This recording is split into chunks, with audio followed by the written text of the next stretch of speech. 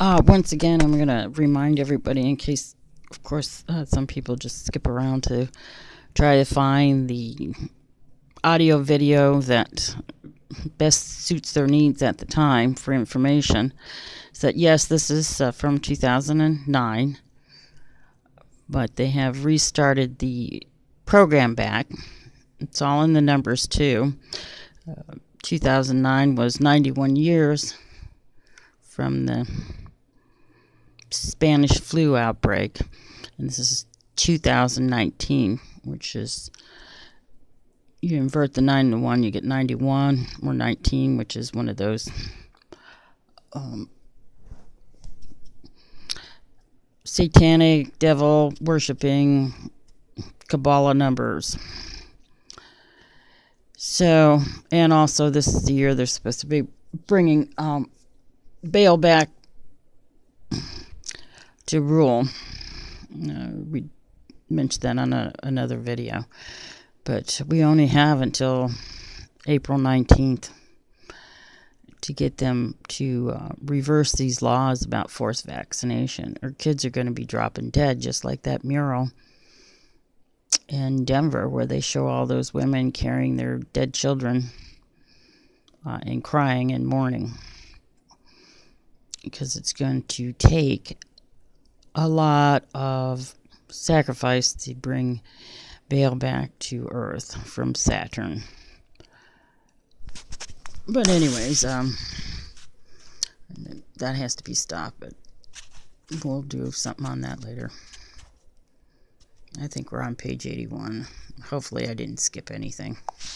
81. Paralyzed. The whole program ground to a halt. President Ford decided to settle the matter quickly, in front of the whole world. On television, he rolled up his sleeve and had his shot. I claimed at the time that he was given a dud shot, and I am certain that this was actually done. Then President Ford invited all the news media men and women who were milling around to line up and have their shots. Only one man volunteered, and he happened to be the White House press secretary. All the others refused the invitation. There was not a single case of swine flu. There never was going to be an epidemic of swine flu. How was it that the world's most powerful man with the world's greatest Department of Health got it all so wrong? No one really knows the answer, but whatever it is certainly not clean and tidy. Furthermore, as far as I know, I was the only practicing doctor who spoke out against it and warned about almost certain consequences. How was it that a doctor with only basic qualifications, and not even the possessor of American citizenship, stood out alone? There was at least one researcher, Anthony Morris, who did try to speak out, but he was at the time censored, and censored very hard. This, therefore, is a classical example of how only one man got it right and everyone else got it wrong. This is an important consideration because, when the subject of vaccines is discussed, the fact that the vast bulk of the medical establishment states that something is so, it is not, in reality, necessarily so. If the establishment can get something so vast and important as the swine flu vaccine campaign so wrong, then it is logical to reason that they could also get a lot of other things wrong. At least it gives reasons to doubt what the establishment claims to be fact. If doctors and members of the general public considered this, fewer errors would be made and fewer individuals would suffer unnecessarily.